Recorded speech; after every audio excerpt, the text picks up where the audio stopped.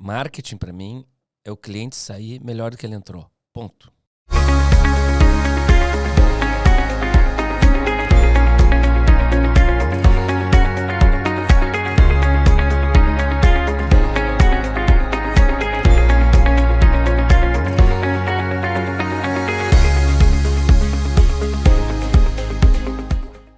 Olá, seja bem-vindo a mais um episódio do B-Side.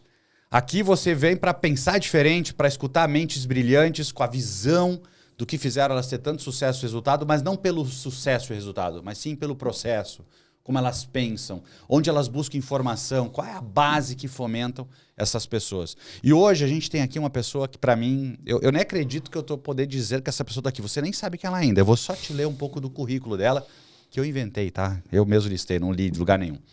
Eu botei aqui palavras que para mim representam, porque eu gosto de caracterizar as pessoas por adjetivos que eu coloco nelas, né?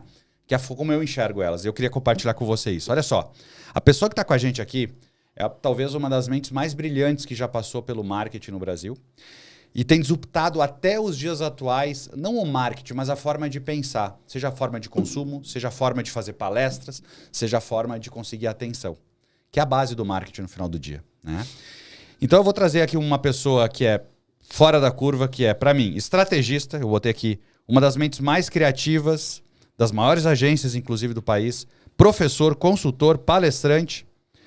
Tem um repertório que eu, queria ter 10% desse repertório. Porque repertório, para mim, é o que faz a gente tomar as decisões corretas. É o que faz a gente enxergar coisas que a média não enxerga. Mas, acima de tudo, é um mega de um provocador. Dado Schneider. Uma lenda. Obrigado por aí, cara. Uma lenda. Bush, deixa eu te dizer uma coisa. Quando eu vou palestrar, né, que eu vivo hoje basicamente palestra, eles me pedem, me manda uma mini bio. Aí eu mando uma mini com 3 itens. Aí os 2 gols de bicicleta. Exatamente.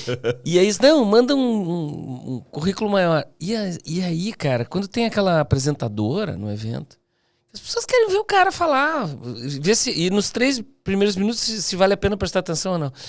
Quando ela começa a ler aquele currículo imenso assim, eu interrompo a pessoa, né? Eu digo assim, pode parar, eu prefiro surpreender do que frustrar. Porque às vezes a gente vai num lugar, cara, lê o currículo do cara. O cara assim... tudo um prisma de expectativa. É o Master of the Universe, sabe? O mestre dos mestres. E eu acho, cara, que... A gente estava falando antes aqui na preparação do... Eu acho que assim, não dá para viver de passado, entendeu? Assim, grandes feitos, assim, tem algumas coisas marcantes na carreira, mas assim, a gente tem que ir buscando a próxima, assim, sabe? Eu vou aproveitar esse teu início. Ao longo da nossa conversa, o pessoal vai te conhecer mais quem não te conhece. Quem te conhece deve estar vidrado, porque sabe o quanto vai ser provocador e vai ser enriquecedor essa nossa conversa. Se eu fosse olhar o currículo do Dado, a gente ficaria aqui metade do podcast falando tudo que tu fez, das conquistas, dos méritos, né, de tudo, do networking, do ambiente, de tudo. Mas é interessante te escutar, porque parece que cada vez mais tu tá mais preparado, né? E ao mesmo tempo, eu vejo muita gente se baseando muito no passado. Eu vou te dar um exemplo mais prático. Eu tenho iniciado algumas palestras dizendo assim para as pessoas: vocês não estão aqui por quem vocês são. Vocês estão aqui por quem vocês vão ser. Exatamente. E é um pouco do que tu acabou de trazer. Exatamente. Sabe? Porque assim, a gente... Vamos pegar teu currículo. Eu, obviamente, modéstia à parte, não é tão extenso, mas é um currículo bom. Eu vou ler... O pessoal começa em palestra a falar do currículo, eu até brinco. Será que é eu que estão chamando? Porque, né? Isso é legal, isso já pensei isso. Será que sou eu mesmo? Mas a brincadeira à parte é porque isso a gente está, a gente não é. Perfeito. Né? E aí eu quero começar contigo isso. Tu é um cara que respira marketing, mas não marketing como ensinam nos cantinhos aí. Propaganda, o comercial, a persuasão de venda. E agora gatilho, persona, funil... Eu acho legal o gatilho. Também acho, cara. Eu defendo, porque eu acho que se tu pisar no pé, piscar a cor esquerda e botar a mão no ombro, vende. Claro, os caras têm um monte de estratégia. Não, cara, e depois a gente vai falar mais, tá? Mas assim, a neurociência é necessária, mas estão esquecendo de estudar cardiociência. Eu tenho uma pergunta dessa pra ti. Mas a gente fala mais. Muito bom. Já fica aqui, você... Tá. Fica até o fim para não agradecer. Eu sou muito ruim, dado uma coisa, eu não peço pro pessoal dar curtida, não peço pra seguir. Eu também não. Eu também não tenho. Mas vamos deixar no coração deles isso. Sim. Fica na consciência de Que cada um. muito bom, eu vou usar isso. A minha esposa usava pra mim assim no início. Eu Fica na consciência. Daniela, eu tô afim de fazer tal coisa. Não, faz o que o teu coração mandar. Puta, é sacanagem isso, né? Responsabilidade. Mas vamos lá. Dado, pegando esse tempo que tu tem trabalhado e vivido esse mercado, e o mercado sempre com performance, o que não mudou? Porque todo mundo só fala da mudança. Não, eu dou palestra sobre mudança, né? Eu acho que tem algumas cláusulas pétreas, tá? Que são assim, cláusulas, aquelas da Constituição que são imutáveis. Eu acho assim, ética é inquestionável, tá? Preparação, inquestionável. Para qualquer profissão, você falou a palavra mágica para mim, é repertório. Tá? Aprender com erros é aprender com observação, é aprender com estudo. Sempre aprender. Tá? Curiosidade leva a repertório, repertório leva a diferenciação. Tá? Eu acho que essas coisas assim, postura, gentileza, cara, é uma coisa tão assintosa, tão flagrante hoje. A pessoa minimamente gentil, ela nos cativa de um jeito hoje, porque assim, é 1 em 1000. Pô, 1 em 1000. Sabe? Então, assim, uma atmosfera, um semblante receptivo, assim, sabe? Eu cheguei na recepção aqui desse prédio, tá? A moça, ela não chegou a abrir um sorriso, mas ela tinha um semblante tão receptivo que a gente se sente acolhido. Isso está cada vez mais raro. Então, assim, aqueles princípios, aquelas coisas, assim, que a avó dizia, tenha modos. É tão flagrante isso. Hoje, quem tem modos se destaca. É absurdo, né? Eu tava passando um filme, tô falando, porque hoje de manhã eu vi uma frase falando sobre ser gentil. Eu tenho uma palestra que eu uso um slide que eu digo assim, ó. A gente vai esquecer de quem te atendeu, vai esquecer o nome e tudo, mas não de como tu te sentiu. Exatamente. Né? Perfeito, cara. Né? E esses dias eu tava num posto de gasolina, é um posto Shell, vou fazer aqui o jabá pros caras, do lado do meu escritório aqui, fica 2 quadras aqui. E eu tava na fila pra pagar, loja de conveniência de posto. A menina super feliz. Nossa, eu ganhei R$50 do cliente. E a colega do lado perguntou, como assim? O que tu fez? Tipo, desafiando. Tipo, sim. Como merece, assim? Como assim? E ela, não, porque ele disse que ele vem aqui todo mês, todo dia comprar coisa, mais de um mês, e eu tô sempre feliz dando bom dia pra ele de um jeito que ele sai diferente. E aí me faz pensar. Eu fiquei olhando aquilo, pensei, nossa, cara. Eu tenho uma frase pra isso. Fala. Vou te interromper. Não, deve. Marketing, pra mim, é o cliente sair melhor do que ele entrou. Ponto. Puta. Tá? Adorei. Pode adotar. Sair melhor do que ele entrou na aquisição, mas eu posso não adquirir, mas eu chegar desse Bush, tem uma loja que tem uma coisa perfeita pra ti. Pode ser aqui online, pode ser física. Ou tem uma marca que tem uma coisa que é exatamente aquilo que a gente falou há 2 anos que você queria. Então, assim, sair melhor do que entrou. Eu saí melhor do que eu entrei quando eu fiquei bem impressionado com alguma coisa que eu vi aqui, tá? Procurando. Eu posso não adquirir, mas no momento que eu falo pra você adquirir, é a segunda compra. Sim, primeiro. Porque o primeiro eu comprei a ideia da coisa. É fácil o cliente comprar. Desculpa, não tá? Interromper. Não, mas agora eu já vou até deixar a experiência aberta e vou seguir na sua linha. É como eu penso. Eu tive uma discussão com a minha esposa esses dias no escritório sobre um caso que eu estava passando de atendimento a cliente. Eu quero pegar exatamente o teu ponto para não perder. Eu comprei um equipamento, filtro de água. Comprei o filtro de água. Aí preciso comprar um. Depois a gente conversa sobre isso. Comprei um muito mais caro do que a média. Por quê? Porque ele trazia recursos que me interessavam e me parecia ser um produto muito mais positivo de experiência. Comprei, paguei mais caro para entregar mais rápido. Ansiedade aqui, né? Eu chamo isso que é o macaco no ombro, né? É o pensamento de macaco nosso. Ninguém né? tem que julgar isso. É porque eu quero. Exatamente. Quero. Não, era minha dor, tá? Depois a gente fala sobre isso. Não, dor não. E aí, entregaram na minha casa a caixa. Empresa tal deixou a caixa na sua casa. O meu condomínio é tudo integrado. Eu fui lá olhar, feliz, peguei a caixa. Era só as cápsulas do negócio. Não tinha um welcome kit. Tá, mas e a máquina? A máquina não veio. Aí eu entro no atendimento. Ah, não veio a máquina. Não, então nós vamos verificar. Super bonitinho. Não, primeiro que foi legal é o seguinte. Pedi para ser atendido por WhatsApp. Liguei. Mas aí, peraí, isso não veio para atenuar a não entrega do principal bem? Não, calma. Não. Opa. Não vamos pensar que eles tiveram má fé. Vamos pensar que é uma falta de organização sistêmica, tá? Então aconteceu isso. Ligo pro telefone, que era a única forma que me dava no site de contato. Ligo, como os incas, né? Porque se eu comprei pela internet, teoricamente eu deveria me comunicar pela internet o resto do processo. Mas não, aí você liga, né? Então eu ligo, uma pessoa antes de me atender tem um robô dizendo assim, se tu quer alguma informação, vai no site. Bem, mas eu já fui no site e não tem informação, né? Segundo, aperta 1 que a gente te manda um link para tu conversar pelo WhatsApp. Eu pensei, cara, que legal. Isso gostei. Apertei 1, veio um link, funcionou. Cliquei, entrei no WhatsApp. E aí começa, um robô me atendendo. Qual é o teu nome? Qual é o CPF? O problema não é o robô. Não. O problema ele não é ser resolutivo, não te dar a solução. O problema é que ele não está no meu lugar. Eles criaram um processo para eles ganhar tempo, não um processo para resolver o meu problema. Sim. E aí eu entrei para conversar, e aí veio a seguinte mensagem depois da minha primeira fala. Tipo, qual é o seu nome? Carlos.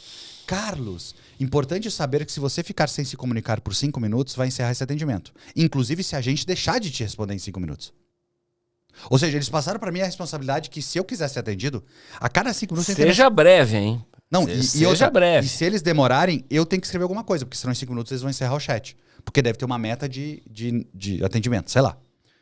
Resumo, não consegui ser atendido, porque o chat foi encerrado, sem ninguém deles responder, e eu dando ponto e enter cada 3, 4 minutos para manter a conversa. Bem, liguei de novo, falei com a pessoa, 3 dias úteis para eles resolver o problema, porque eles vão ver o que aconteceu. 3 dias úteis, aí postei no meu Instagram, nossa, a marca veio em cima, não, fiquei, imagina, agora eu vou te atender direto, fica tranquilo e tal. Bem, passou os 3 dias, ninguém me ligou, nem da marca, nem do social media, ninguém. Liguei para a empresa, não, a gente precisa de mais 6 dias úteis, porque a gente está fazendo acareações internas. Aí eu cheguei para minha esposa no escritório na hora, eu disse assim... Acareações internas? Por quê? Porque parece que eles mandaram a máquina, mas não chegou, né? Aí eu disse para minha esposa, olha, esse é o tipo do erro tradicional de quem não entende marketing. Aí, mas como assim? O que tem a ver com marketing? Não tem a ver com marketing. Marketing tem a ver com a experiência que tu acabou de dizer. Né? Para mim, conceito marketing é o conceito de valoração da relação. Minha satisfação. Cara, o cliente está errado? Não. Manda outra máquina. Imediato no outro dia. Depois a gente vai resolver aqui dentro. Óbvio que nós não vamos perder dinheiro. Claro. E a minha esposa disse, não, tem que pensar na empresa, no custo tal. Eu digo, exatamente cabeças desse jeito. Eu não estou querendo dizer que a minha esposa é cabeça errada, mas quer dizer assim, se a gente pensar no custo, se a gente pensar no processo interno, não tem mais espaço. Não. Porque alguém hoje em dia já entendeu que a gente quer ser só bem atendido. Uhum. E aí eu vou te trazer uma pergunta. O que tu acha dessas perguntas como NPS, por exemplo? Porque é uma discussão que eu tenho muito nos meus cursos. Porque o pessoal vem assim, meu NPS é alto. Eu transformou o cara? Não suporto a idolatria a uma pequena baliza que seria um dos 20 itens para balizar a base de pesquisa, a minha decisão, a minha gestão. E aí eu acho que tem a ver com a forma como a gente se relaciona. Não é crítica, sabe que eu pesquiso, você sabe que eu pesquiso as gerações.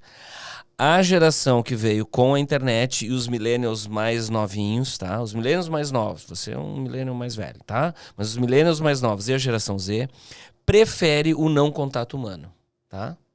Então, assim, a grande diferença de entender o consumidor, não importa onde ele esteja, que é conversar com ele, a gente pode conversar por vídeo, mas pode conversar por áudio, que é um gesto que a gente fazia no passado, tá? Conversar, ver no... não gostei, acho bom... A gente perdeu para pesquisinha rapidinha aqui. E aí surgiu o NPS, que é só o que perguntam. Então, assim, você acha que você vai depreender o comportamento de um cliente perguntando, você gostou, diga de 1 a 10, e você recomendaria para a sua família, diga de 1 a 10? Você acha que isso é uma baliza para ter uma noção de o que as pessoas estão achando do seu produto, serviço, empresa, marca, reputação? Eu te dou a minha opinião sobre isso. Então, assim, é uma das balizas, só que agora idolatrar, entronizar, foi pro trono, entronizaram o NPS. O NPS é uma baliza. Eu em condições normais de temperatura e pressão, eu sempre fui muito mais da qualitativa do que da quantitativa, pesquisa. O NPS seria, assim, o 8º item que eu prestaria atenção. E agora é o único. Tá tudo errado. Tudo errado. Sabe qual é a provocação que eu tenho quando eu olho essa coisa do NPS? Quase tudo. Eu tive uma... Antes de eu sair do... Bem, nós dois temos experiências também no mundo de multinacionais, né? Uhum. E um pouco antes de eu sair do desafio último que eu estive, eu estava conversando com uma grande CMO, cargo bonito, né? De uma empresa de beauty, de produtos de beleza. E eu estava com uma discussão forte com ela que eu queria que eles... Eu estava sugerindo, mostrando fatos que eles deveriam migrar as estratégias que eles tinham monocanal, eles focavam apenas num sistema de televisão aberta. Né? Eu disse, olha, tem tantas variações que tu pode ter, com mais dados, com mais controle, com mais percepções que podem te ajudar. E ela falou assim, Bush, eu entendo que eu vou gastar metade, vou ter muito mais informação e provavelmente eu posso ter mais resultado. Mas assim, ó, a vida inteira a gente investiu na Fórmula 1. Se eu deixar de botar esse dinheiro na Fórmula 1 e der errado, eu sou demitida. E se eu investir e não der certo, o problema foi o mercado que mudou. Então eu não vou correr um risco. Ou seja, a mentalidade da multinacional, pegando eles como exemplo, usualmente é viver pela meta. O cliente não é o foco é a minha meta. No momento que o foco é a minha meta, é muito fácil ter um NPS, porque controlar NPS é muito fácil. Principalmente o pessoal que faz NPS todo mês vai ficar na média. Oh. Só que aí, eu te pergunto, o teu funcionário tá sorrindo, que nem tu falou no post ou coisa agora? Claro que não, cara. Quanto vale o sorriso na entrada? O teu funcionário, ele cria rapport com o cliente? Que bom que você fala funcionário. Não é colaborador? Porque eu não suporto esse troço de colaborador. Sabe por quê? O funcionário tá na raiz da palavra, tem uma função. Exerce uma função. O colaborador tá dando uma mão, ele colabora. Ah, boa, não tinha pensado nisso. Então é por isso que eu digo pros jovens, quando eu faço palestra só para jovens, eu digo assim, é por isso que vocês já ouviram falar que os seus antepassados, avós e pais, ganhavam mais na mesma posição que vocês estavam quando eram funcionários, porque eles tinham uma função, que agora que vocês são colaboradores, estão dando uma mão. E isso fica com uma cara, porque a gente ganhava melhor quando a gente era funcionário. E aí a gente cria o NPS da vida, para muito mais balizar meta do que balizar satisfação. Sim. Né? E é muito no extremo. Tu promoveria... Cara, pra tu indicar, pra tu falar... Se é foro íntimo, eu não quero te responder isso. Se tu pergunta pra minha mãe o que ela promover uma marca, tu acha que ela... Não, ela é um advocate. Ela vai advogar em minha causa. Isso é um blá, blá, blá mal traduzido. Outra coisa, tá? Eu posso mudar o roteiro? Podemos. Tá? Customer Success, tá? Eu pareço um velho rabugento, mas é que, pessoal, é importante saber... Mas o rabugento é que nem eu. Não, mas é importante saber que antes de surgir toda essa verborreia, já se fazia coisa muito boa antes. Então é só... Estão requentando coisas com termos novos. Eu discordo. Porque a gente viu um mercado que se tu não sabe o teu CAC, o teu LTV, o teu ROAS, o teu cohort, tu não tá bem. Não, cara, mas olha só. O Customer, tô brincando, tá, Customer pessoal? Success é o seguinte... To be succeeded, em inglês, é ser bem-sucedido. O ser bem-sucedido é conseguir fazer a coisa, em inglês. Mas ser bem-sucedido aqui é uma pessoa que se destacou. E sucesso é uma pessoa que tem fama, inclusive, que é aplaudida. Então, assim, seu registro no nosso site foi conseguido com sucesso. Eu imagino assim, batem pau. Não, apenas deu. Deu certo. Eu disse assim, deu, ok, deu, sabe? E aí, Customer Success é o sucesso do consumidor ou do cliente. Não, já está escrito CS, muda para Satisfaction. Que satisfação é de verdade. Esse bem-sucedido pode ser uma visão daqui para lá. Olha, cara, se inscreveu? Sim, se inscreveu. Mas vai ver o que ele penou para se inscrever, se ele gostou da experiência. Então, não é success. Compra uma passagem aérea. Começa a medir Customer Satisfaction. É uma gincana. E aí, no final do sucesso, foi com sucesso, não foi com sucesso, não. Não foi sucesso, não. Foi uma gincana. E esses dias que eu ia voltar de Florianópolis para Porto Alegre, num voo das 18... E eles me mandam um e-mail dizendo: seu voo foi alterado com sucesso. Me botaram pro voo das 11 da noite. Eu digo, sucesso pra quem, cara? É verdade. Então, olha só. A gente começou. Fundamento. Não mudou. Não. Princípio. Princípio qual é? Atender bem as pessoas. As pessoas têm desejos, como tu coloca, né? As pessoas têm necessidades. Tem um porque sim, como tu me disse há pouco pra mim, sim, né? Porque sim. Sim. Por que comprou isso? Porque sim. Porque sim, cara. Eu defendo muito que as pessoas elas compram no emocional e depois buscam o racional para justificar né, a decisão. Claro. Né? E é o trabalho do marketing dar elementos. Né? Esse é o nosso trabalho. Esse é o nosso trabalho. Agora, é uma provocação boa essa do NPS que tu traz, porque... Não sou contra. Não. Sou contra colocar no topo... do mais importante. Tu não consegue simplificar a ponto de ter uma métrica com uma pergunta de 0 a 10 dizer se uma empresa está sendo bem sucedida ou não. É que isso são para mim isso é muito mais aquele jogo das métricas que eu te disse do CAC e tal. Porque vou te dar um exemplo, uma provocação que eu tenho. O pessoal fica falando muito de CAC. que é o CAC para quem não tá familiarizado? E nem deve, tá? Porque não tem que se preocupar com sigla. Se preocupar em tocar negócio. CAC é o custo para adquirir um cliente. Aí o pessoal acha que é quanto gasta na internet. Não, cara. O custo de adquirir o cliente é o seguinte, é a luz, é a mesa do funcionário, é a pessoa que emite nota fiscal, é tudo o que faz para adquirir um cliente. E aí tu pegar tudo que tu gastou no mês, por quantos clientes novos, porque tu tá adquirindo um cliente, tu vai saber o CAC. Tá bom. Aí o pessoal começou a inventar uma outra sigla, porque eles estavam muito mais usando dinheiro bom para captar mercado sem margem. E aí criaram o LTV, que é o quê? Quanto de dinheiro um cliente vai deixar ao longo de um tempo. Para justificar que trazia um cliente custando mais caro do que ele deixava de retorno. Ok, é uma defesa válida. Talvez um cliente venha 5 vezes comprar, o que eu paguei para trazer ele para dentro do meu ecossistema vai se pagar. Tá tudo certo. Agora a pergunta é, quem faz LTV com um CAC só? Ninguém. É raro. Porque o pessoal não sabe usar CRM. É raríssimo. Ele não sabe porque sempre o cara tá vendo anúncio para vir de novo. Então é custo por venda, não é custo de aquisição de cliente. Perfeito. Né? É custo por episódio. Custo por ação. E aí eu trago a pergunta.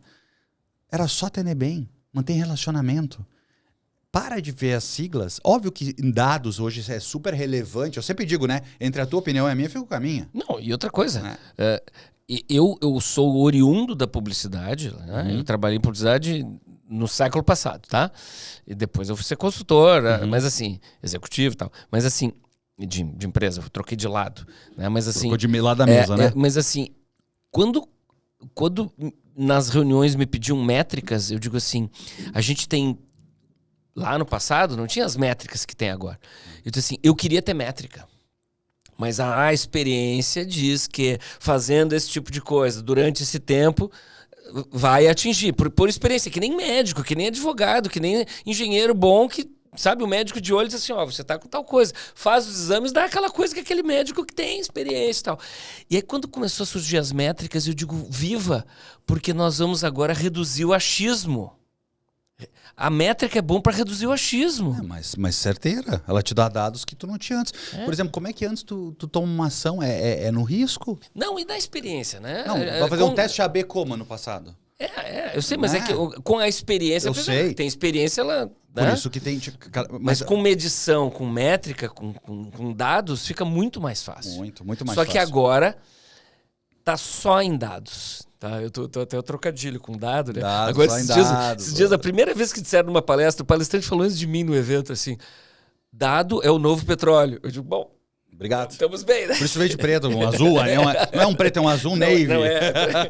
Mas assim, ótimo que a gente tem métrica, ótimo, mas a grande ideia, aquela coisa que as pessoas dizem assim, pô, mas sumiu, mas tu trouxe, sumiu. Tu é trouxe só métrica. Eu acho que tem que ser a combinação das duas coisas. Tu trouxe uma provocação anterior, eu quero juntar agora. Que tu falou que tu é mais da qualitativa do que da quantitativa. Sempre. E olha que interessante, dados, da forma como a gente está aqui trazendo, que são indicadores, etc., eles não têm como não ser só quantitativos. Não são só. Não. Quer dizer assim, talvez por essa busca incessante de ter... oferta vasta de informação, que a gente chama de dados, né? Não se deixou de fazer mais a qualitativa. Claro! Né? Mas é óbvio. Mas tem que fazer as duas coisas. Porque se todo mundo está só vendo dados, todos os concorrentes estão vendo as mesmas coisas no mercado. É tão óbvio isso, cara. Assim, ó, se tá todo mundo pesquisando o meu cliente... Eu vou pesquisar coisas que ninguém pesquisou, porque senão vai todo mundo fazer a mesma coisa. A diferenciação está em descobrir algo que seja único, inédito e diferenciador para mim. Isso é diferenciação. Tá? Cara, o pessoal diferencia ovo no supermercado. Cara, o pessoal diferencia água. Pô, eu aprendi na escola, menos na minha época, ensinava assim, que a água não tinha gosto, não tinha cheiro, não tinha cor, né? E aí o cara vai no supermercado, uma água tá escrita em italiano, a gente paga R$30. Uma água escrita em português, paga 2. Vou te contar uma história que não é minha, tá? É de um cara que eu trabalhei e que ele viveu isso aí, tá? Posso errar a época, posso errar índices, números, mas é mais ou menos o seguinte. Foi década de 80, ainda no finalzinho das discotecas, o Frank Sinatra ainda estava no auge e ele tinha um grupo chamado Rat Pack, em Nova York, que era o Dean Martin, Peter Lawford, que era cunhado do Kennedy, e o Sammy Davis Jr. e o Frank Sinatra. Eles eram da pesada, assim. Eles chegavam, sabe, arrasando. E a Perrier, a água francesa, não conseguia entrar nos restaurantes finos em Nova York. Por um simples motivo, cara.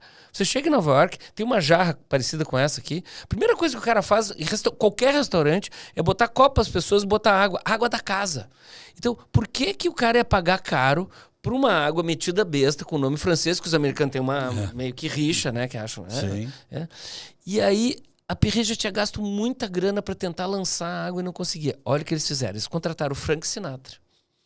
Para o Frank Sinatra chegar num restaurante bacana, em Nova York, com seus amigos, tá? Imagina o frisson, uma sexta-noite, o Frank Sinatra entrando no Four Seasons, que era, sei lá, o restaurante, o top da época, tá? Em Nova York. Pô, um alvoroço, né? Aí ele senta, e eles tomavam uísque direto. Ele senta na mesa e o maître chega e diz assim, vão beber o quê? E ele, tem Perrier? Não. E aí eles levantavam e iam embora do restaurante. Então, assim, imagina um alvoroço, a entrada do Frank Sinatra e sua turma, e 5 minutos depois o alvoroço maior da saída. Em 2 meses tinha Perrier nos restaurantes classe A e B+, cara. Óbvio. Então, assim, onde é em que dado de pesquisa quantitativa tem a possibilidade de ter essa grande ideia? Não tem, cara. Elas estão rareando essas grandes ideias. Por quê? Porque só métrica, número, todos vendo a mesma coisa. Alguém tem que olhar diferente. Putz, é tão bom te escutar. A minha palestra chama Seja Único, né? Alguém tem que olhar diferente. Pegando a tua provocação aqui, me veio na cabeça um assunto. Antes da gente entrar no ar, pessoal, depois eu vou contar uma que eu fiz, tá? Tá. Mais Então, na frente. Tá. A gente estava falando antes de entrar no ar, gente, sobre o quanto gerações mais novas não têm a dimensão do tamanho do Pelé. Né? Nós estávamos conversando antes, né? Sim. E que o Pelé, ele tá num nível, assim, talvez hoje difícil de conseguir explicar para quem não viveu ou para quem não teve acesso à história. Vou resumir.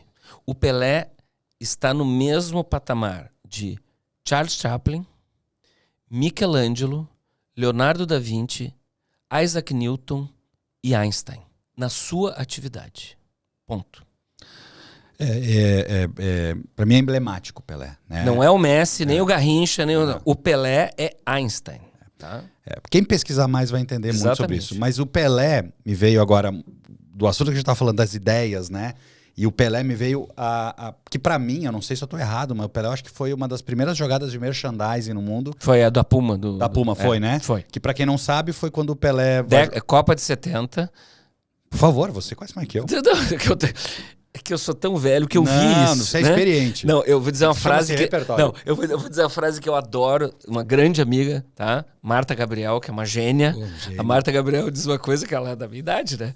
Ela diz assim, o que pra você é história, pra mim é memória. Tá? Adorei, então, assim, adorei. Tinha a briga, a primeira briga era entre irmãos, né? O dono da Adidas e o dono da Puma. Eles são irmãos de sangue, né? Alemães. E Dassler, né? Adolf Dassler, Adi Dassler de Adidas, né? E o outro Dassler fez a Puma. Aí o Pelé foi contratado pela Puma para, em 2 vezes durante o jogo, amarrar a chuteira. Então, no primeiro tempo, uma vez, no segundo tempo, outra vez, o Pelé se abaixava para amarrar a chuteira. A TV do mundo inteiro podia filmar ele, né? A TV, a primeira Copa multitelevisionada para o mundo, a TV focava no Pelé amarrando a chuteira. E tava ali... O símbolo, aquele ícone do Puma, né? Me veio isso na cabeça agora direto. E aí, tem um ponto que tá nas minhas anotações para não deixar de tocar contigo, que tem a ver com gerações. Tu é um cara que estuda muito isso, há muito tempo, né? Pô, eu vi vídeos teus de muito tempo, né?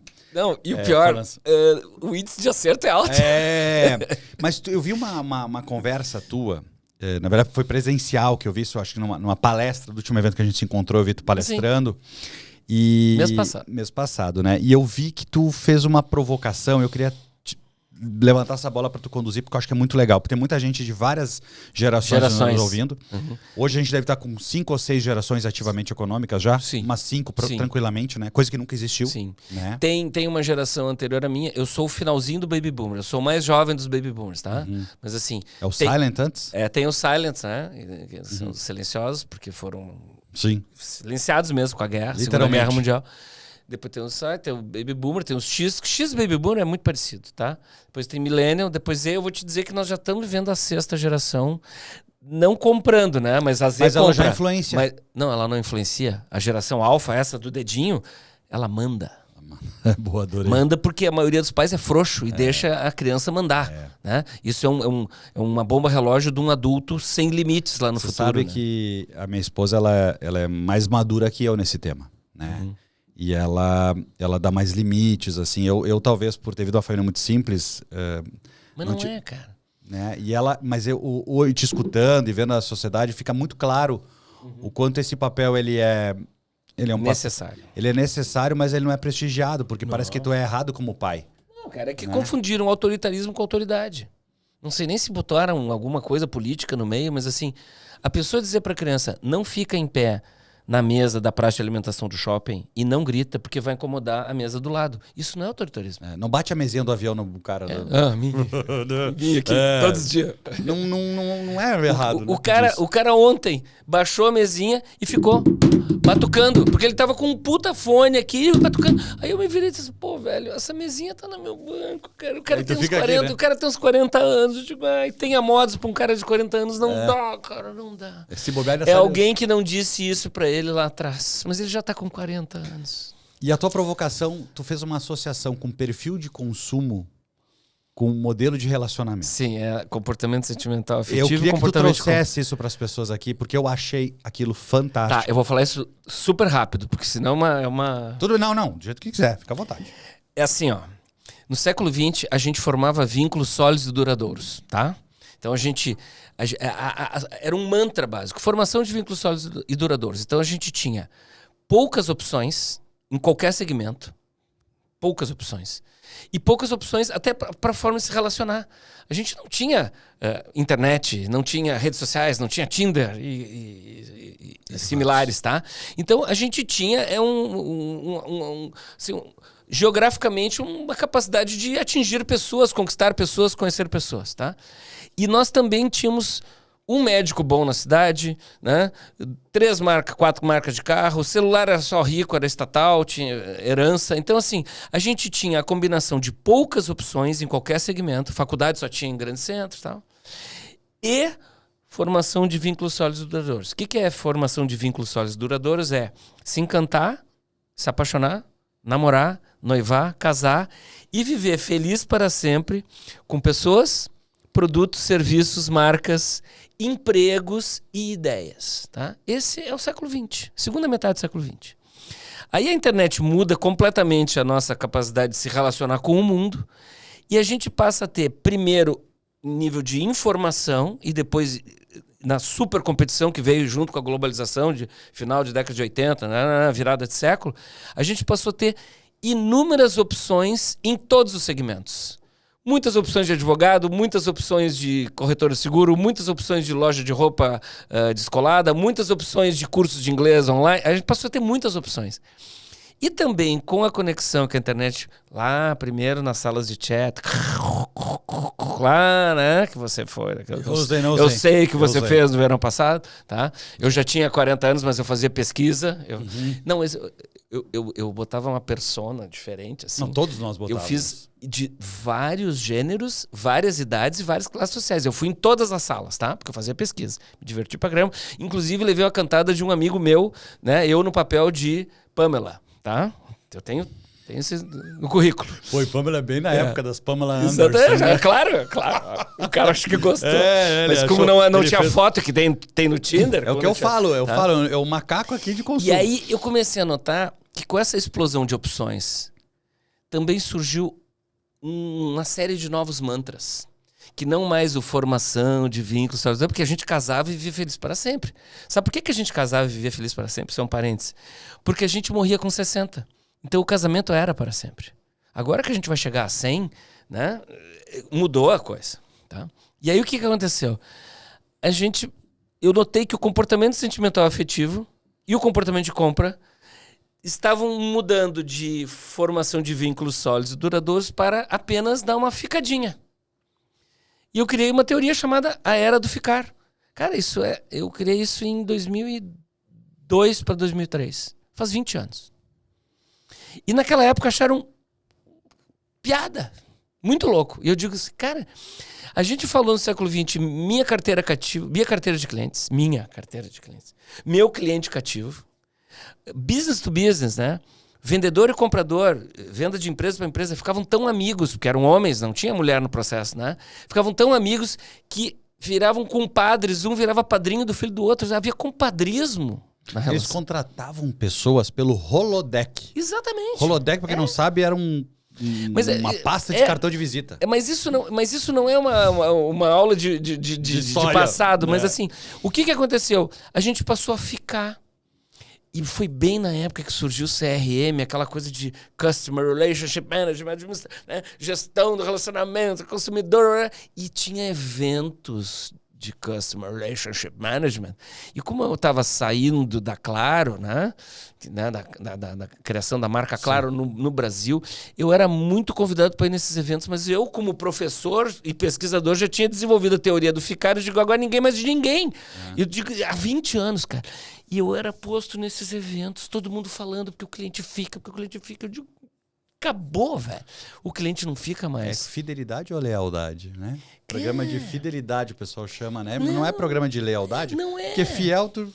Não, e eu dizia, fidelidade não precisa programa. Aí eles quase me matavam, porque eu digo assim, eu dizia na época assim, eu sou fiel à Coca-Cola, à Toddy e à Varig. Faz 20 anos eu dizia isso.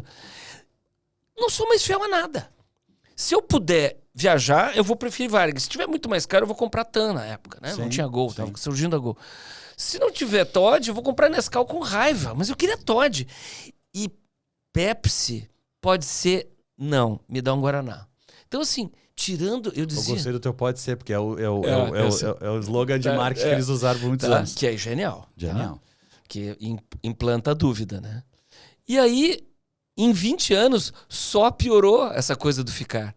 E de tempos em tempos, ontem, para dar um exemplo, numa palestra para uma área de vendas do agro, eu usei esse exemplo, as pessoas assim, e não é que mudou, mas mudou faz 25 anos. E a gente fala que mudou há 20 anos. Então, é a era do ficar. E agora eu te dizer, tem um... Então, a era do ficar, para ficar bem claro, é a era que a gente... Mesmo estando bom, a gente vai dar a gente vai dar uma ficadinha assim, uma experimentadinha aqui, vou dar uma olhadinha ali. Pô, comprava uma, agora eu vou dar uma olhada no Ariel. Eu vou fazer uma cotaçãozinha com o concorrente. Entendi. Tá? Agora eu não namoro, agora eu só fico. Tá? Só que eu acho que nós estamos tendo uma outra era. Tá? Mas essa eu não vou falar, porque isso vai ser livro. Vai ser. Ou vai ser...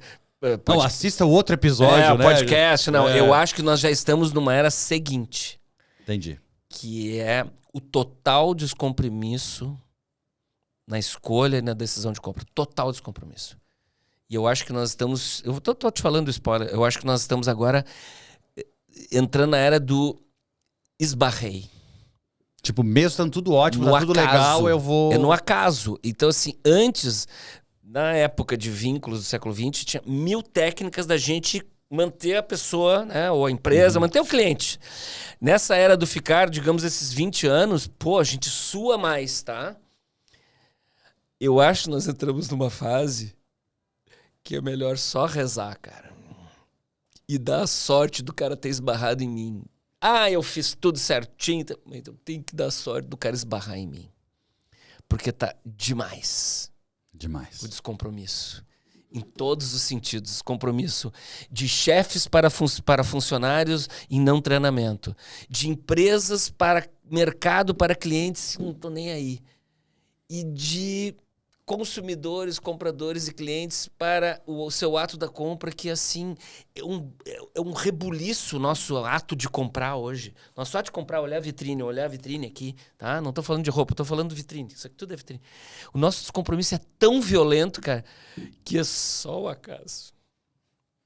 É um bom ponto. É muita técnica, muito estudo, muita gestão e reza, acende uma vela, cara. Legal de escutar, porque eu fico pensando assim, ó, e aí eu vou trazer o próximo tópico. Só um pouquinho. A gente faz tudo certo e não deu certo no mercado. É porque não deu sorte, cara. Também tem isso. Porque não deu sorte, porque a gente fez tudo certo, cara. Tava tudo certo. Por que não deu certo? Porque o outro teve mais sorte, cara. Então é muito louco isso que eu tô dizendo. Chega até a ser responsável. Mas Me desculpa. Não, desculpa nada. Eu tô achando o máximo isso, porque se eu tivesse ouvindo aqui, eu ia estar, cara...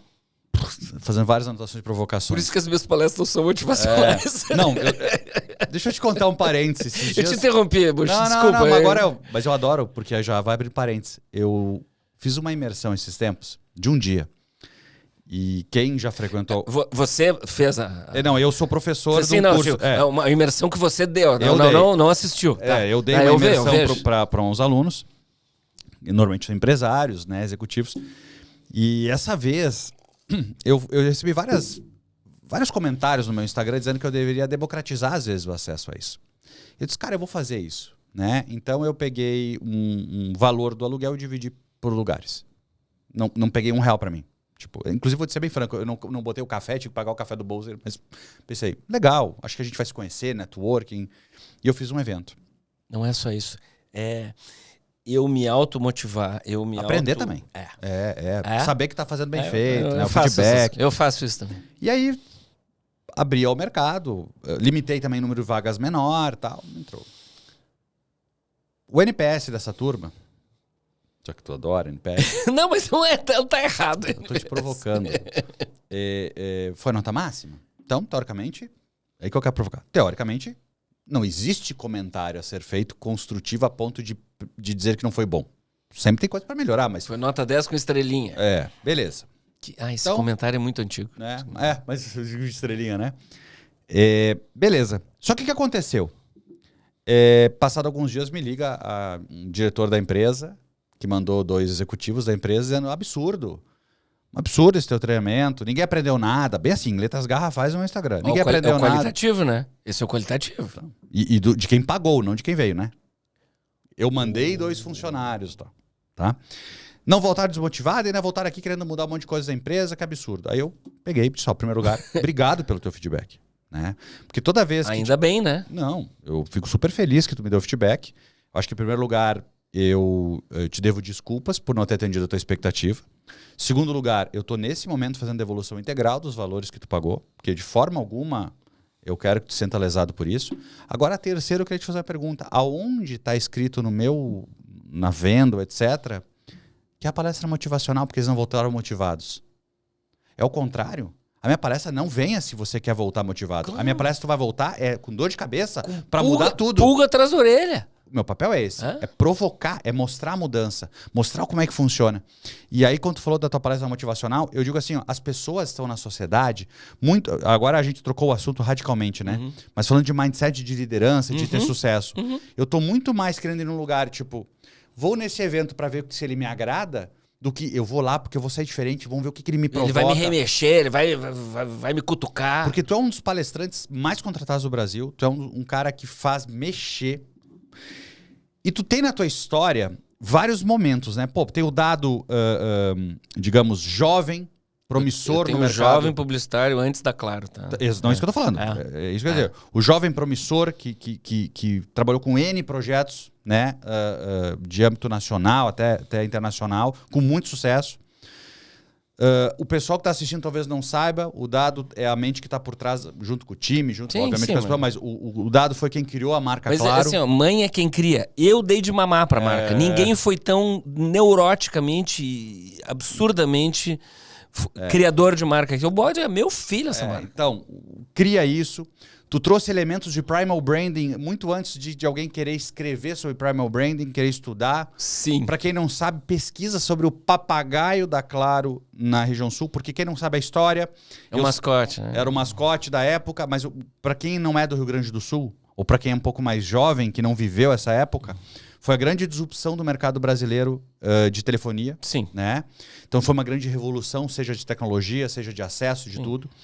E era a segunda entrante melhor sucedida do que a primeira que estava lá. Exatamente. Tá? No mundo, era benchmark no mundo. No mundo. Tá? E essa marca virou Claro, né? Sim, ela virou nacional por isso. Exatamente. Depois se manteve. Obviamente que deve ter virou internacional, né? Deve ter tido problema político, obviamente, de não levar o papagaio junto. Porque, né?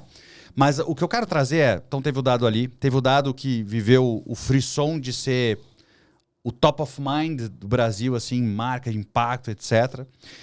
Trabalhou e é amigo dos maiores do mercado civil. Tu faz parte da nata disso.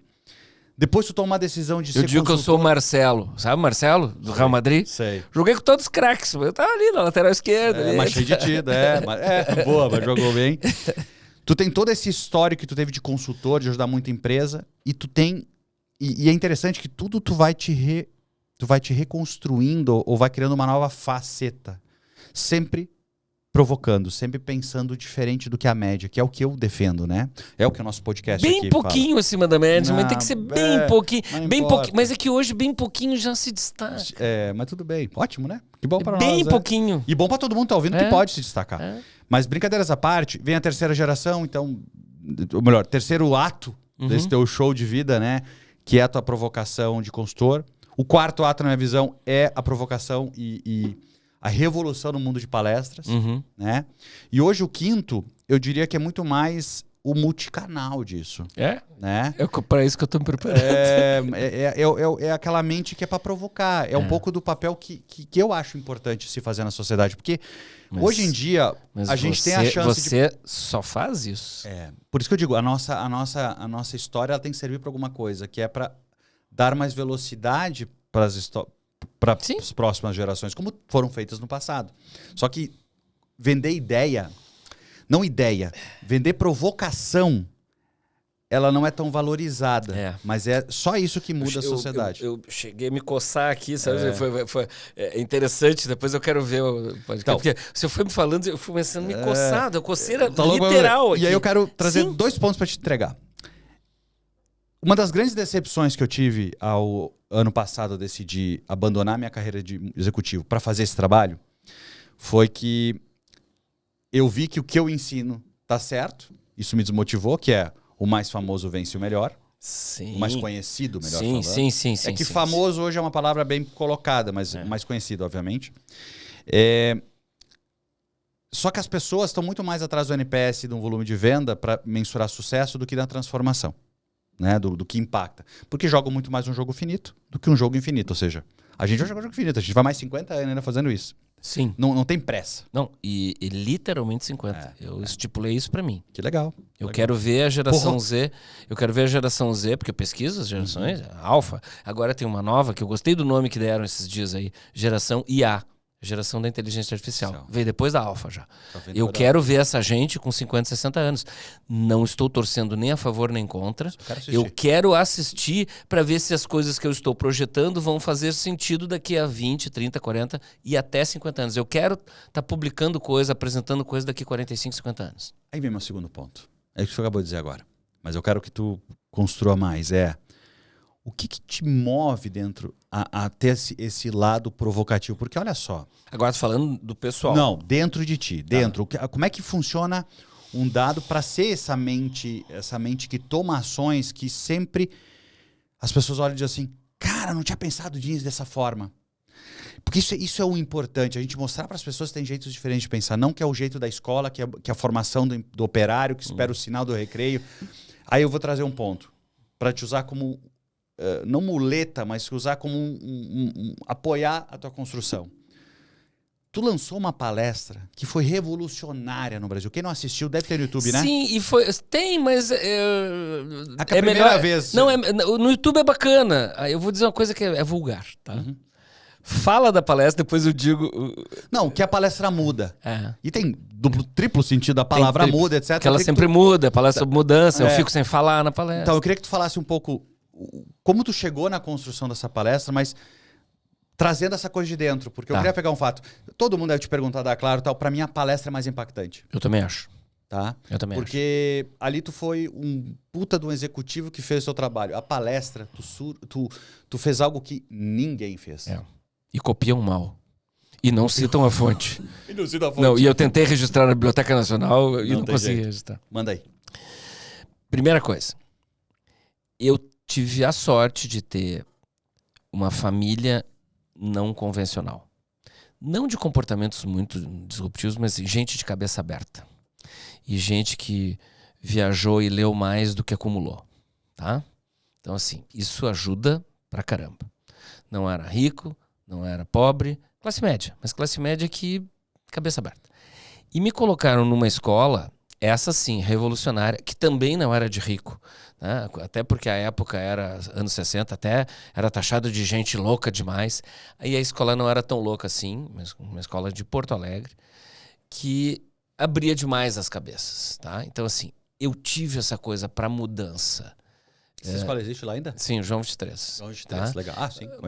Mas assim, ela era revolucionária nos anos 60 e 70. E tem mais uma coisa. Eu morei no Rio, a família tinha um pedaço no Rio, então eu morei no Rio, a gente ia pro Rio toda hora. Então assim, não tinha aquela coisa provinciana da cidade pequena, né? Eu tinha De viajar para os ricos, né? e tinha, meu pai pegava o Fusquinha e a gente ia pro Rio, tá? Passar as férias e ficar na casa dos parentes. E a Metade cabeça do tempo era viajando, né? metade do tempo era viajando. Então as pessoas dizem assim, como é que você aguenta dar tanta palestra, tanto aeroporto? Assim, eu adoro viajar. A minha infância foi viajando em cima, pra lá e pra cá. Isso é muito legal. Tá? Então assim, e nos mudamos, por conseguinte, né, que é um termo bem antigo, nos mudamos várias vezes de casa. Então assim, pegar as coisas e se mudar, pra mim, vem desde pequeno. Tá? Eu acho que isso constrói uma coisa interna de querer mudança. Aí eu caio numa profissão que na época era o equivalente a trabalhar em inteligência artificial hoje, que era publicidade, né? Que era disruptiva, mente aberta. Então, assim, eu caio lá, né? Depois, 20 anos depois, eu começo a trabalhar na que era a inteligência artificial da época, que era a telefonia celular, que era o topo da... E que tu começou a te especializar antes de começar a trabalhar. Que loucura, né? Antes. Depois diz que é sorte, né? E aí é o seguinte, então eu acho que eu chego nisso, e tem mais, eu fui professor desde o início, agora eu tô, sei lá, é autoadulação, tô me gabando, mas assim, eu fui professor 2 anos depois de me formar, tá? Legal. Porque o meu pai era um baita professor de odontologia. Mas eu ia buscar o meu pai desde criança e eu assistia às aulas dele. E eu ficava olhando, não pro meu pai, ficava olhando pra cara dos alunos, assim, que estavam assim, encantados. E o pai tava mostrando gengiva cariada, cara, sabe? E eu digo assim, eu adorava ver aquilo ali. Quando eu fui dar aula, eu digo assim, eu tenho que deixar a plateia, ou seja, os alunos, siderados, tá? Para prestar atenção em mim. Isso antes do celular. Então eu tive sempre essa inquietação de querer que as pessoas prestassem atenção. Hoje quando fala assim, atenção, o bem mais valioso do momento, atenção, a economia da atenção, blá, blá, blá, atenção. Pô, cara, isso a gente fazia, a gente só não dava esses nomes bacanas, entendeu? Mas eu tenho obsessão para os caras prestarem atenção. Não prestar atenção em mim, mas guardar aquele conteúdo. E aí chegou um momento na sala de aula que a gente tinha celularzinho que era só torpedo e falar, aqueles Nokiazinhos pretinhos que para digitar a letra Z a pessoa tinha que apertar 4 vezes, tá? Quem tá ouvindo ou vendo vai se lembrar disso. Vai bem. E aí eu notei que a dispersão em sala de aula começou a ficar absurda. Eu digo, como é que eu vou fazer? Porque como professor a gente tem que, nos cursos assim, tem pontos que a pessoa tem que sair com aquilo gravado. É que o teu compromisso não é dar aula, o teu compromisso é transformar. É deixar a pessoa com aquela coisa lá. É. Eu acho que aula e curso e workshop e podcast e post, tá? É deixar a pessoa com aquela coisa lá. E eu digo assim, tá mais difícil, tô falando a virada do século, tá mais difícil de ficar aquela coisa na cabeça da pessoa. E aí, intuitivamente, cara, eu escureci a sala de aula. Botei uma música assim, da época, que eu não me lembro qual era a música, bum, bum, bum, bum, tipo eletrônica, assim. Uhum. E o texto, que seria a minha fala de aula, eu botei aqui atrás, tá? Nos slides, só que a frase começava num slide e terminava em outra, e eu notei que os alunos não baixaram a cabeça e ficaram olhando o celular, porque as piadinhas em sala de aula eram com torpedo, tá? Aquele cochicho de sala de aula passou a ser... Torpedo é o SMS de hoje. É o SMS, o torpedo é SMS. A gente chamava de torpedo, torpedo, época, tá? E aí, o que aconteceu foi mais legal. Os alunos não só prestaram atenção em toda a música, né, no conteúdo durante aquela música, como todos acertaram a questão na prova. Eu digo, agora eu tenho um método aí. Eu comecei a fazer a aula inteira muda, né? O pessoal levava. Posso levar minha namorada? Posso levar minha mãe? Quero uma coisa. E aí coincidiu de eu estar migrando da atividade de consultor para palestra. E aí eu levei para palco isso. Eu já dei a palestra muda na Campus Party de 2016 ou 15, que tinha 3.000 jovens de menos de 25 anos e a palestra muda durou 45 minutos e ninguém olhou pro celular. Agora, eu começo várias palestras com o recurso da palestra muda, né? E eu consigo manter a atenção das pessoas 20 minutos. Depois de 20 minutos, a pessoa não resiste, ela vai olhar alguma bobagem aqui no celular, tá? Porque o nosso nível de dispersão tá alto. Tá absurdo, de todas as gerações, tá? Sim. Mas a palestra muda, ela é legal porque é a palestra muda, tá? Porque Cada vez ela é diferente. o muda é verbo e é adjetivo. E as pessoas não entendem. Os caras dizem, e ele é criador da palestra muda. Não, ele criou a palestra muda, que a palestra muda é uma frase, né? Que ela sempre muda, e ela é muda, e é a coisa que eu mais me orgulho de ter feito. Que legal. É a ideia mais legal. Eu me impactei muito. Eu não assisti, né, ao vivo. E agora a maldade vulgar que eu vou dizer é o seguinte. Quando a pessoa me diz assim, que nem você tá me dizendo. Eu não vi ao vivo. Eu digo, bom, então é que nem ver sexo na internet. No YouTube. Pode ser. É legal, mas lá no lugar é deve ter muito sido. mais legal. Mas eu, infelizmente, eu tive a opção, né? Não tinha opção. Quem sabe a gente possa ter outra opção aí pra ver. Deixa eu te... Eu vou te fazer algumas perguntas. Quando a gente tá chegando no fim, assim, eu gosto de fazer umas perguntas meio fora da caixa pras pessoas, tá? A primeira pra ti é assim, se tu tivesse um superpoder, qual superpoder tu gostaria de ter? Ai, que pergunta complexa. Superpoder. Cara, eu ando muito incomodado. O problema é que falar essas coisas hoje é tão chato, porque essa polarização é tão chata, mas assim, tem coisas que eu não aguento mais ver. Eu não aguento mais ver falta de esgoto. Eu não aguento mais ver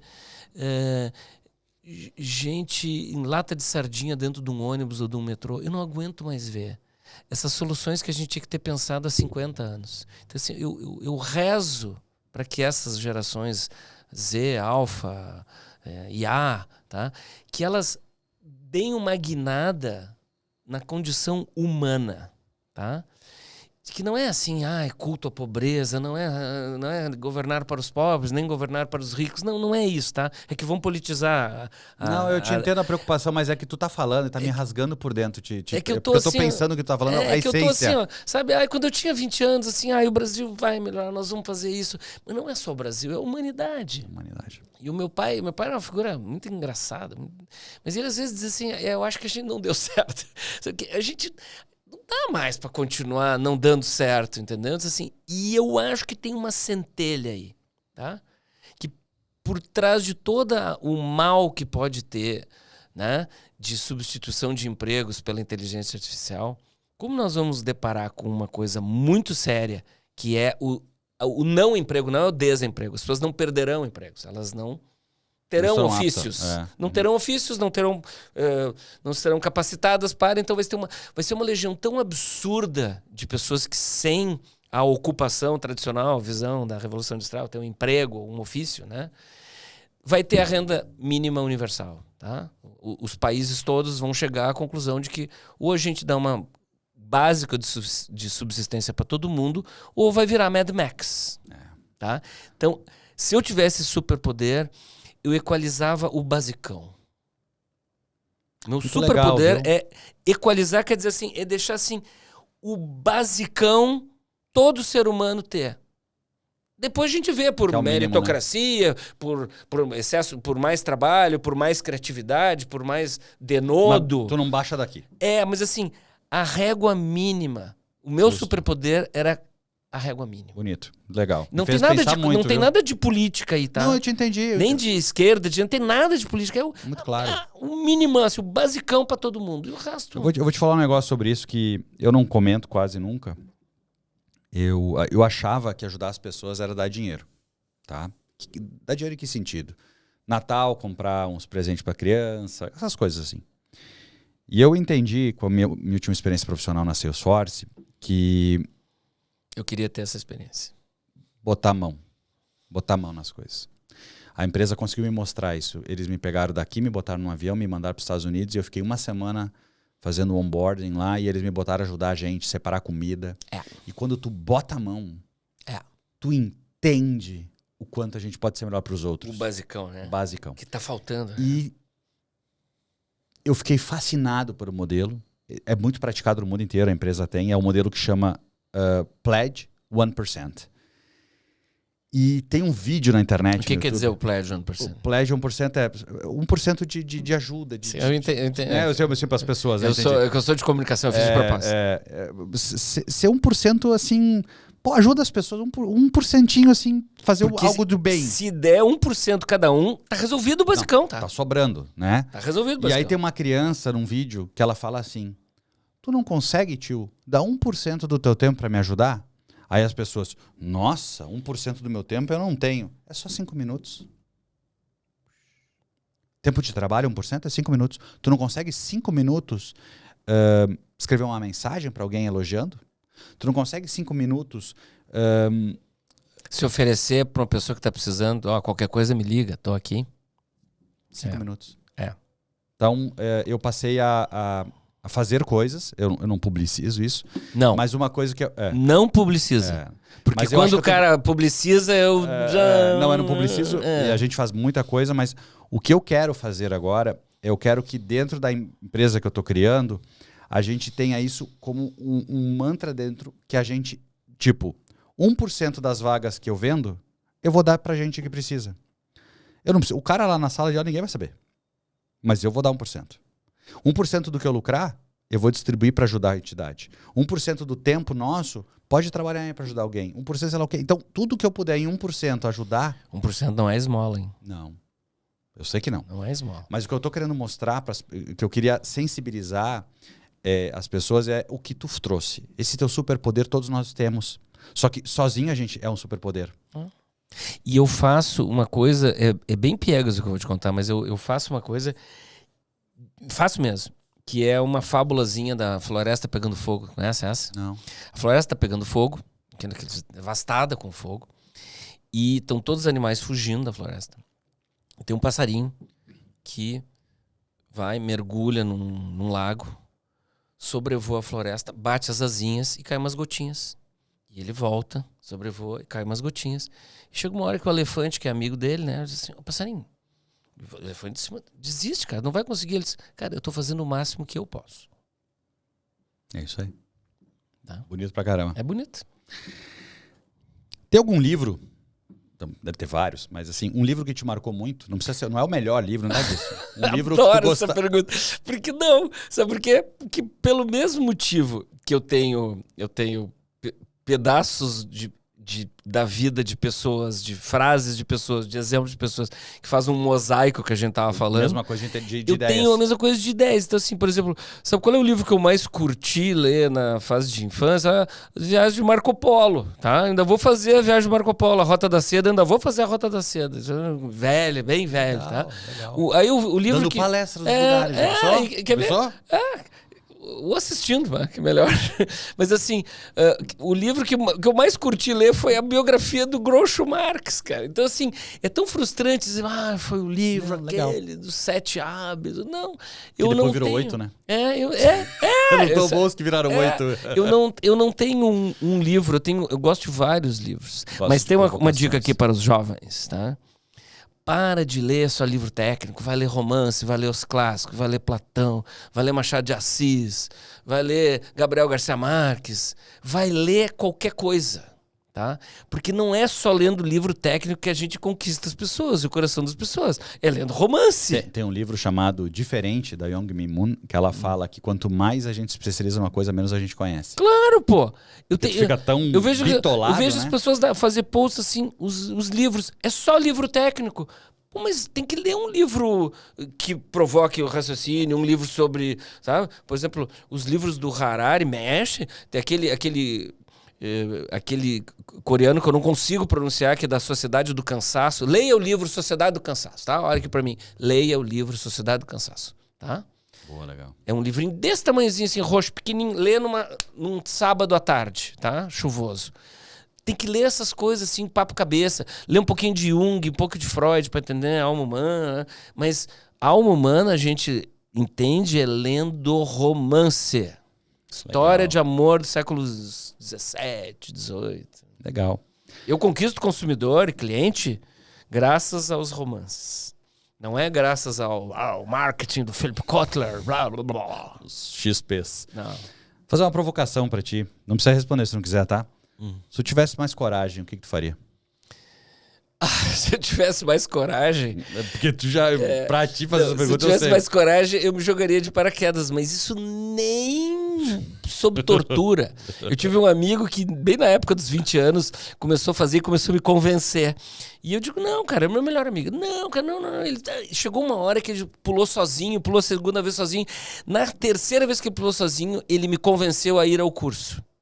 Entre ele me convencer a ir ao curso e eu ir ao curso, teve a quarta vez que ele pulou de paraquedas, se estatelou numa árvore, quebrou 2 costelas. Digo, valeu, cara, valeu, muito obrigado. Não tenho coragem de pular de paraquedas, mas já pulei de paraquedas no sentido figurado muitas vezes na minha vida. Friozinho na barriga. E se tu tivesse mais coragem, uma coisa que tu não faria mais? Se eu tivesse mais coragem, uma coisa que eu não Pararia de faria... fazer. Pô... eu tivesse mais coragem, se eu tivesse mais petulância, eu te dizer, eu tenho muito chato que eu já não daria nem a resposta aqui, porque as pessoas estão passando os limites, tá? Bom ponto. Se eu tivesse mais coragem, eu não responderia pessoas que por polidez eu ainda respondo, porque o nível de falta de educação que as pessoas estão invadindo umas às outras está alto, tá? Mas me falta, acho que, coragem e ímpeto para ser descortês. Como eu não gosto de ser descortês, não estou dizendo que eu sou maravilhoso, tá? Mas eu não gosto de ser descortês. Tá? Mas hoje 2 pessoas me pediram coisas que eu jamais pediria para elas. Jamais pediria. Pessoas que nunca falam comigo me pediram... Hoje foi... Casualmente, antes de chegar aqui, 2 pessoas me pediram coisas assim. Eu jamais pediria isso para uma pessoa que eu tenho intimidade. Quanto mais uma pessoa que nunca fala comigo. E eu teria... a minha coragem era mandar essas pessoas longe, mas eu polidamente, olha, infelizmente, veja bem. Mas acho que eu mais velho, mais rabugento... Como tu fala, eu quero assistir isso. Tá? Eu vou... Eu vou querer assistir. E pra gente encerrar, como é que tu quer ser lembrado? Como um curioso. Porque eu acho que eu tô agora... Eu sempre fui um curioso, tá? Então, assim, por ser curioso, eu era um jovem inovador. Depois eu fiquei um adulto inovador, né? Então, é só inovador. Uhum. Agora, algumas pessoas acham que eu sou um velho metido a jovem. Não, eu continuo sendo curioso. Só que como eu sou curioso e falo de Tinder, inteligência artificial e TikTok nas minhas palestras, acho que eu tô me fazendo de jovem. Maravilhosa essa colocação, viu? Tá? Então eu tô vendo agora. E agora, eu tô começando a sentir agora o preconceito. Eu tô começando assim, ó, um cheirinho de preconceito com a idade, assim, sabe? E eu digo assim, que feio, pô, tô aqui atualizado, dando coisas pra você, tá? Tô trazendo o meu melhor, não tô escondendo o jogo como os caras escondiam no passado, que contavam metade da aula. E digo, tá me chamando de velho ridículo só porque eu não tô no padrão de um senhor de 60 anos, tá? Então, assim, que tá foi feio criado isso na cabeça da sociedade, que aquele é um padrão, né? E isso é uma coisa que o pessoal vai ter que aceitar. Nós vamos viver 100 anos. Então, assim, se a gente estiver produzindo bem e fazendo loucurinhas daqui 20 anos, eu vou estar com 80. Vai ser pior, né? Então, tá feio isso assim, tá? Não tô achando legal isso. Tô achando legal. É um ponto pra todo mundo pensar. Pô, eu sou da geração que foi hippie, né, cara? Não vem com essa, né? Não vem com essa, né? Não vem com essa Não vem com essa que não estamos tendo a geração mais revolucionária de todos os tempos. Né? Teve uma mais revolucionária. Ela só não tinha os gadgets. Tá? Os gadgets. Mas, bons gadgets que tem pro bem e pro mal. Eu adoro os gadgets. Eu também. Pro bem e pro mal. Pro bem e pro mal. A gente não sabe tudo que vai acontecer. Quem não tá vendo, tá ouvindo gadgets são os devices eletrônicos, os dispositivos eletrônicos. Dispositivos eletrônicos celulares, AirPods. A gente é da época do fone de ouvido preto, né? Pensar que já foi preto, porque hoje em dia só tem branco, né? Mas eu uso preto pra não chamar a atenção do ladrão. É verdade. Porque eu me visto de preto, com fone preto. Claro. Eu não uso fone branco. Passar desapercebido. Completamente, sei. Pessoal, esse é o Dado Schneider. A gente podia ficar horas aqui, horas. Se você soubesse a quantidade de assunto que eu tinha listado para trazer Tive um monte de coisa que eu não falei também. Provocações as mais absurdas. Nós vamos fazer outro episódio. Vamos fazer outro? Vamos fazer. Por favor. Por favor, eu. Vamos fazer no segundo semestre lá. Vamos fazer. Quando tiver alguém desmarcado, a gente faz o parte 2. Porque eu né? queria falar uma coisa que eu não falei, que é umas críticas a umas coisas que se não fizer agora as críticas, vai se instalar lá no futuro. Então nós temos que ter o próximo podcast. Gente, obrigado por você estar assistindo a gente ou nos ouvindo pelo Spotify. Não deixa lá de colocar 5 estrelas. Eu tenho que lembrar aqui, a Sheila tá aqui do meu lado. Aquele item. E bota a sininha. E bota não sei o que. Agora, na boa. E bota se hashtag. Gostou, cara, qual é o problema de tu dizer gostou? Sabe por que eu tô te pedindo isso? Porque as pessoas se dizem quando não gostar. Cada vez mais. É só pra chegar pra mais gente, cara.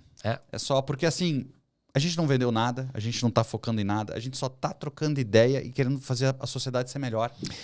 E vou te dizer, e um dia me perguntaram assim, eu não dou muitas, mas eu dou algumas palestras sem cobrar. Porque eu tenho que devolver. Né? Certo. E um dia eu ajudei um jovem. E ele disse assim, mas por que você está me ajudando? Eu digo, é porque eu olhei para você e achei que você é melhor que a média. Ele disse, mas por que está fazendo isso? Porque fizeram isso comigo. Que quando me ajudaram e eu não sabia por que estava me ajudando, o cara disse assim, porque você é mais interessado, você é mais... então eu achei que eu tinha que passar por isso. E eu disse pro cara, como é que eu vou pagar por isso? Ele disse assim, quando chegar a tua vez de passar para alguém, tá pago. Então assim, nós estamos fazendo isso porque alguém fez isso com a gente. E a gente não tinha... E eles não tinham um podcast, né? Agora a gente tem. Mas eu tenho a impressão que no passado se fazia mais que isso do que hoje em dia. Eu não vou dizer porque vão me chamar de velho saudosista. Tá eu vou fazer cara de paisagem e não vou dizer nada. Então a gente termina assim. Pessoal que quer te contratar, que quer conhecer mais o Dado, quer te seguir, ver as tuas ideias, tuas provocações. Schneider é muito difícil de escrever, tá? Então, vai no Instagram, bota Dado, o underline, né? E vai aparecer a minha careca, tá? E aí vai aparecer Dado, underline, Schneider. Começa pelo Instagram e depois vai para as outras. Perfeito. Dado, underline, Schneider. Vamos lá, pessoal. Gente, obrigado. Valeu. Obrigado de novo, tá? Fiquem bem. Foi um prazer. Muito obrigado pelo convite.